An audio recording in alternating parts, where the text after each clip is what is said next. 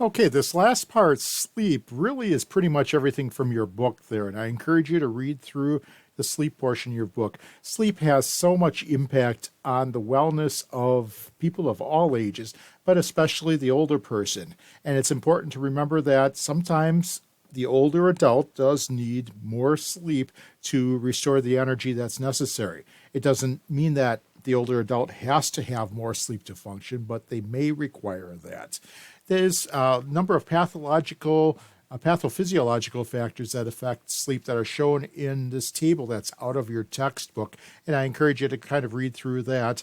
But certainly, one of the combinations of things that can happen there is the sleep wake cycle can actually be impacted by a lot of these. In addition, there's different medications that certainly can have a bearing on that too. So locate table 24.3.